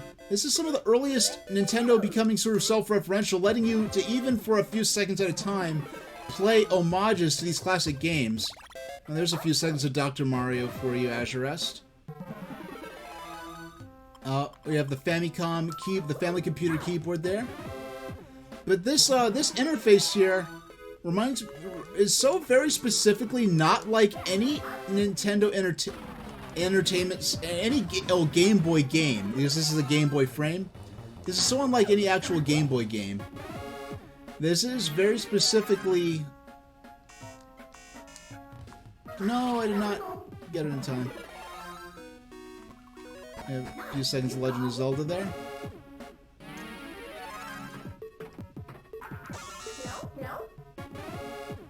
Yeah, but this game, this fake Game Boy RPG, is so very similar. This is Final Fantasy Legend, effectively. This is what is the closest thing to what this looks like, is the original Final Fantasy Legend. And look, we have a reference to the Virtual Boy. That right there is one of the few references Nintendo's ever made to the Virtual Boy. And you know, I think the #1 shame of the 3DS, the Nintendo 3DS, is the fact that they did not use that opportunity to create a Virtual Boy Virtual Console service. The fact that the Virtual Boy, the first system since the Virtual Boy to just actually display games in stereoscopic 3D. What a shame that they did not take that advantage to have those. And most of the library for the Virtual Boy was first party, so it's not like they had rights problems getting the licenses for the games.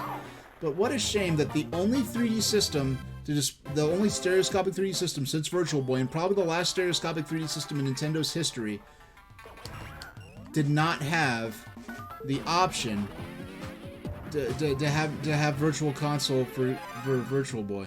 Type K. No.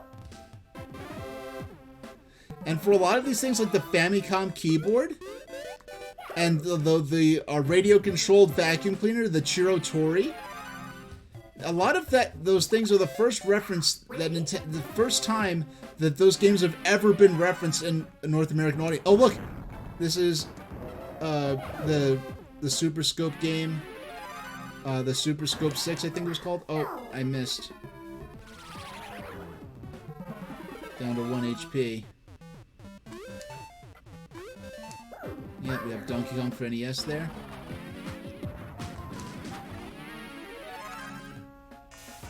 So that Chirotori, that there right there, that's a reference to a vacuum cleaner. Yeah, Azurus, you recognize some of these games. Oh look, we've got a sheriff which is a very old, like a 1970s or I think it was a 70s arcade game by Nintendo that was released in Japan only. And that there is a reference to the Ultra Hand, a Gunpei Yokoi toy. That Ultra Hand was actually the first toy really released by, designed by Gunpei Yokoi, and that really started Nintendo's direction from being just a playing card manufacturer to being a toy company, which led to them getting into video games. Oh no, we're out of hit points. We've been downed.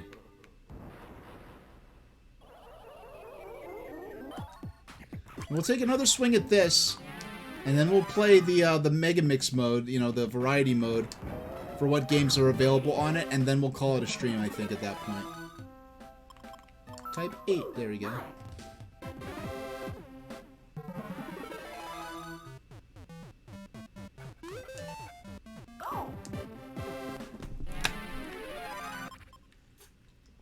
Keep forgetting that I could pause.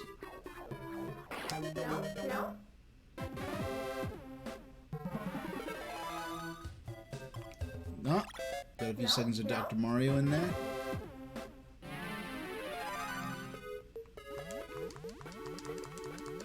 There we go. So I had this thing. Okay. So I want to get something. I'll be right back. I need an expert opinion on this. Hold on. Where's my soup? Oh, here we go.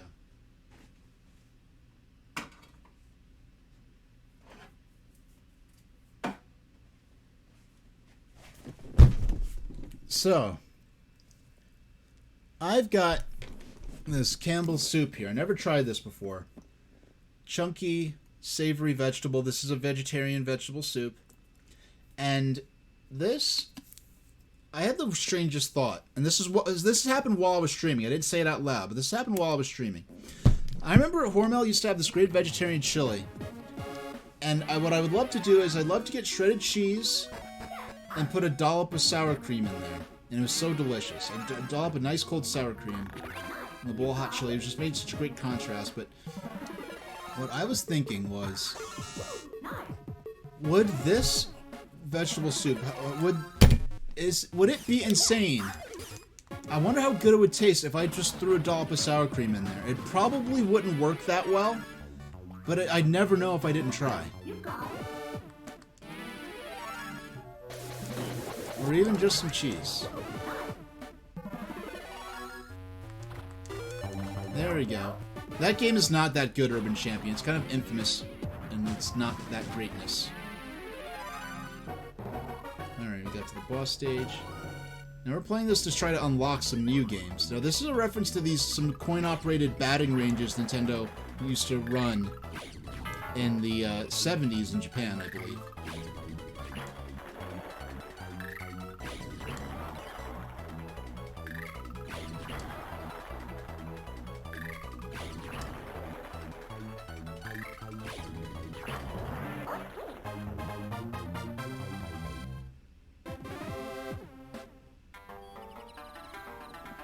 Alright, Azure Rest.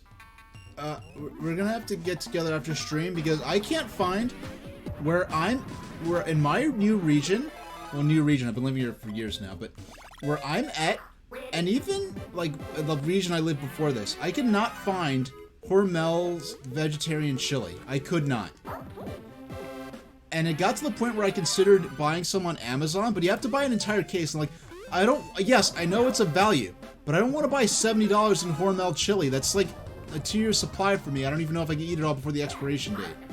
Even though the expiration date is probably like 5 or 6 years or something crazy like that. Don't laugh at me, dog.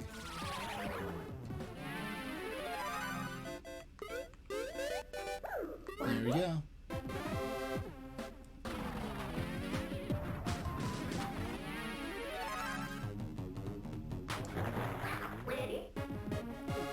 Yeah.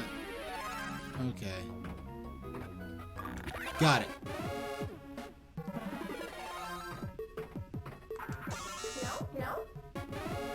Alright, let's see how far we get. Let's see how many we could. Oh no, we took a hit. I was not expecting. That was a new game.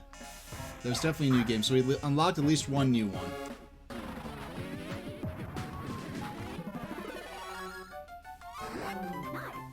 There's Mario Clash, which is basically the original Mario Brothers arcade game with a foreground and background in 3D. I was like this. What is this? Like, I want to foul.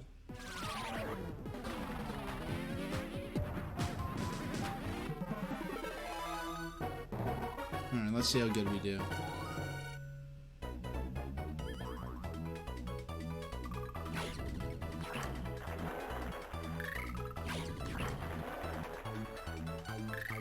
Throw, hit, throw, hit, throw, hit, throw, hit, throw, hit. We got it. And this is the second time we fought this boss. Yeah, we got up to stage 30. This cat keeps appearing in all these different characters' little intermission things.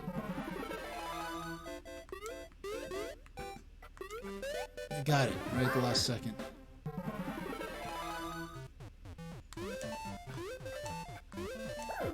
Wow, it's really throwing a lot of bulbs at me.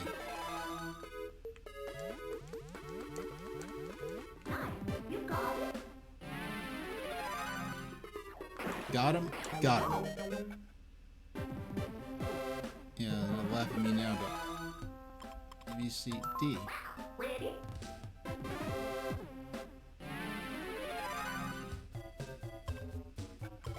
Got it. I learned that move from my mom. Okay. She was really good at Dr. Mario. Nice. Got him. And that was based on some shooting galleries, shooting ranges. Got him. Got all three. Flies. Got the green ball.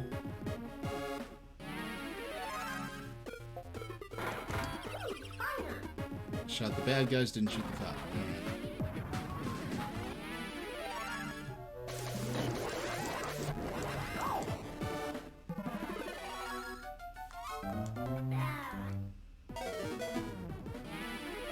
Alright. No, we missed. Okay, that's it. That's it. Alright. Now let's take a look. We almost got to 50. Let's go with the grid. Let's see how many. One. So we only have 2 more microgames to unlock for 9 volt. But let's take a brief look at Dr. Wario.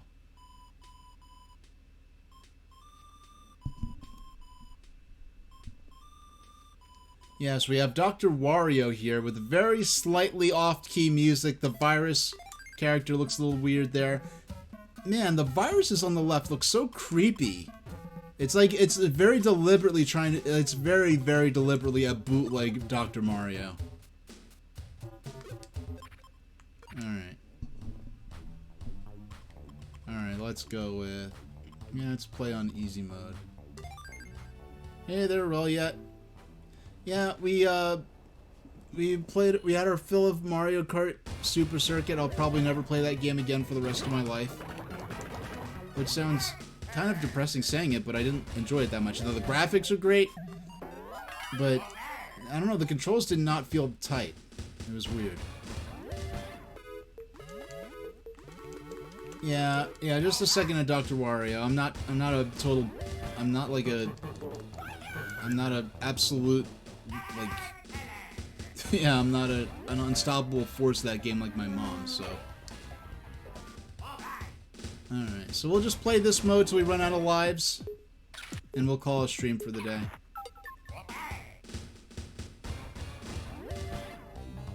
Oh, and Aurelia saying that a Pokemon Presents is coming on August 8th. Well, as for Pokemon, I'll say the fact that the most fun I've had with Pokemon is a game in which you're the main way you play the game is by ignoring it as you sleep. And I'm genuinely am enjoying Pokemon Sleep. Yeah, I think, yeah, Dr. Mario World, it was impressive the extent they went through to properly adapt that game to touchscreen only controls. The way you actually throw the viruses up instead of having them, the pills up instead of having them fall down, was really shows Nintendo put the thought into, or DNA or whoever made it, put the thought into like, okay, how do we make this work instead of just slapping this. No, I think honestly that Puzzle League would have been a much better fit for mobile than Dr. Mario, because with Puzzle League, with Dr. Mario, they had to adapt that to work with mobile. With Puzzle League, they already have the perfect template in the form of Planet Puzzle League on Nintendo DS to make that work on without any buttons at all and using only a touchscreen. But let me catch up with chat. Oh yeah. Yeah, it's probably nothing worth it. If I did enjoy Scarlet and Violet, the focus will mainly be on the DLC. Yeah, no, it's. I didn't even think of what it would be in. I'm not. Yeah, I'm not. I'm incredibly unhappy with the Pokemon business as far as their handling of the mainline games. It's frankly to me been atrocious. You know, anyone who's been able to enjoy those games, I'm glad you were able to do so. But there was a video that came out recently where someone basically went on a site, a Japanese-only site, where verified employees and former employees of companies could talk about their experience working at a company. So it's not just random trolls or anything, and so it's as reasonably verifiable as possible that these are actual people who work on the site. And the thing is, you have to pay money just to actually read the reviews, which is kind of crazy. So you have to pay money to post and to read reviews. So there's a lot of factors that determine, and this is a site with a very good reputation within like job hunting companies or job review companies in Japan. And people in Game Freak saying basically that they're told like, don't worry about quality, it will sell anyway, and that their capabilities in terms of their technology are two generations out of date, and that their team is like 150 people for making like high def games when that barely got them through the DS era, which was not even in high definition. And no, Elon Musk is not running it. Let me catch up with chat real quick. And really saying the rumors of Black and White remakes will be announced during Pokemon Day 2024. Hey, okay. Pokemon Black and White remakes. I can't believe I'm saying this, because when Pokemon Brilliant Diamond Shining Pearl were released, which were Gen 4 remakes, those were the first Pokemon remakes that were not an extension and expansion of the generation to come before them. So in that aspect, Pokemon Brilliant Diamond Shining Pearl were really disappointing to me when they were revealed. However, compared to the quality control and, well, incompetence that I've seen in Sword and Shield, not Sword and Shield, well, Sword and Shield, but also in Scarlet and Violet, then I hope that these are based on the style introduced for the remakes in Brilliant Diamond Shining Pearl. I will accept that, because I do not want to see Unova disgraced. Unova's my hood, right? Unova's what got me back into Pokemon, and to a certain extent.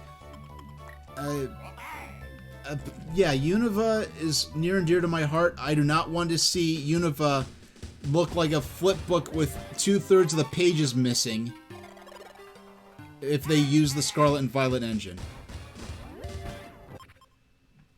And even if Pokemon, and really saying even Pokemon Company handled the remakes the same way they handled Diamond and Pearl by handing over by Ilka. Yeah, I agree. Yeah, that's basically what I'm saying by that. I just don't want to say Ilka because I don't know if all my viewers necessarily know who they are as a company, because I know I don't have a whole lot of big Pokemon fiends in my stream.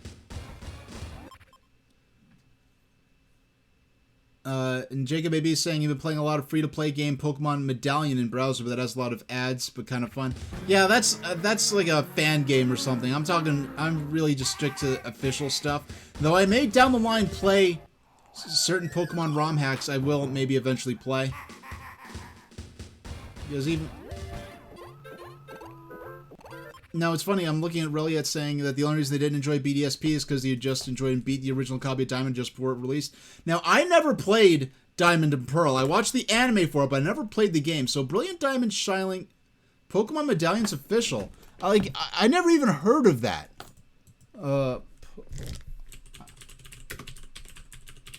Pokemon Medallion. Oh, wow. Pokemon Medallion is a spin-off of a Pokemon game on Facebook developed by GC Turbo. Wow. Pokemon Medallion Battle. I'll never play this, but I'll check that out later. I really like it. It shows you how much I knew about this, Jacob Baby, because I legit thought that Pokemon Medallion was a fan game. Yeah, but someday in the far future, I will play some Pokemon ROM hacks, especially Game Boy Color era ones. I only play ones that are actually completed. But really, I was saying your giant class is playing the remakes, and all those adults in mid-20s to early 30s likely hadn't touched Diamond and Pearl since 2007. Yeah, Diamond and Pearl came out while... Well, first off, I wasn't that impressed with Diamond and Pearl in terms of what I'd seen of it. Basically, it's funny how even in the early in the DS era, I was like not impressed with some of the ambition in terms of Pokemon, because just the improvements between Diamond and Pearl to Heart Gold and Soul Silver, I really did decide like, hey, like, okay, when I saw Heart Gold Soul Silver, that was more what I expected in terms of the quality. It was a little more ambitious. They pushed certain features a little bit further, and plus, I loved Gold and Silver. Oh no! It's the first time I ever lost that minigame. Boom!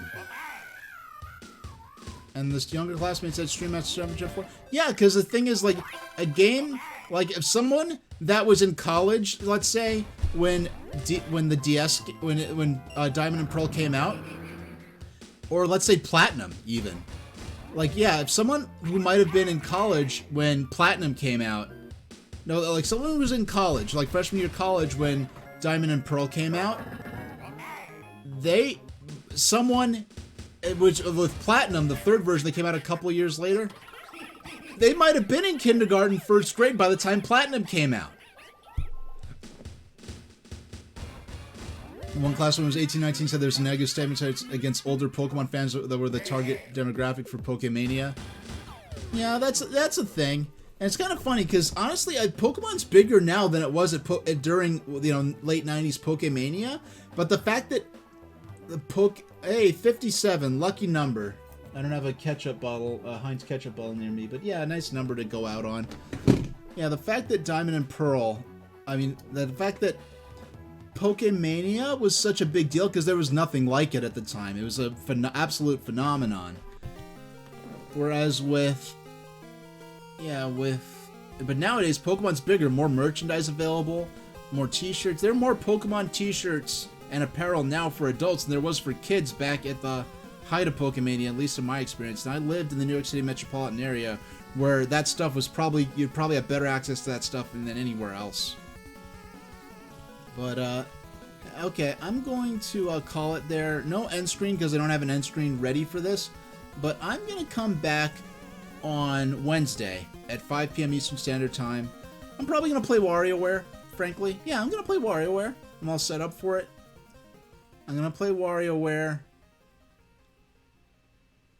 And yeah, I'm going to play WarioWare, and I'm going to use my Griffin H avatar just to see how I feel physically, like my body, stamina, appearing on camera, and in terms of how my chat responds to it, using my Griffin H PNG tuber avatar, that's going to remain even if I like how it feels. That avatar's gonna be for my writing streams primarily, and I'm only gonna use it I'm gonna do 2 or 3 over the course of time, experimental streams with the Griffin H avatar for gameplay.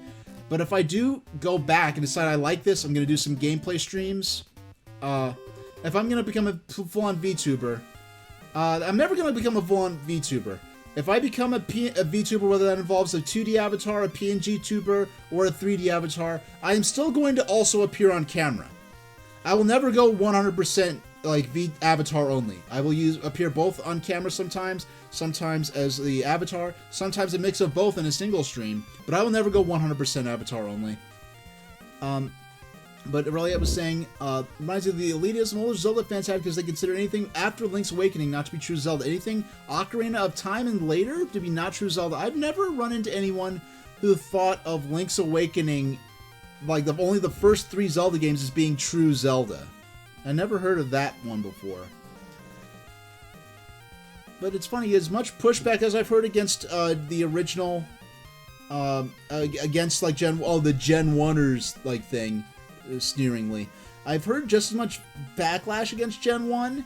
Well, like I've heard people say like only Gen 1 matters, like, but I've never heard of Zelda zealots, I guess you could call them, Azure S. But I never heard but I hear people like a lot of backlash against Gen 1, like, oh, it had all these glitches.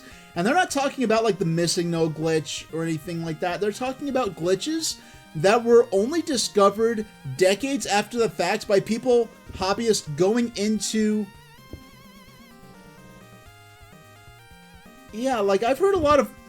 there's a lot of elitism and sneering attitudes for Gen 1 and post Gen 1. It's weird. I've heard it go both ways, but I've heard a lot of, like, Gen 1 hate from people who are like, oh, it had tons of glitches, but these are glitches that no one noticed during gameplay. These are glitches just malfunctioning on how certain battle mechanics and status effects worked. Even back when it would be the case that basically they only found these glitches because they went into the game code and found out that that they went into the code and found out that these things were there, but no one playing the game even experienced these as negatives at the time. But hey, I think I'm gonna end the stream there.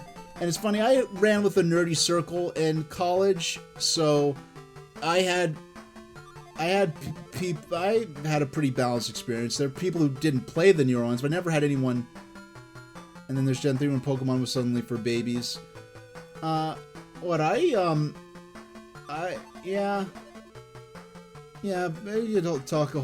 do a whole stream just on that alone. But thanks everyone for showing up. I will be back Wednesday at 5 p.m. Eastern Standard Time. Thank you very much for watching, and thanks for joining me for today's stream.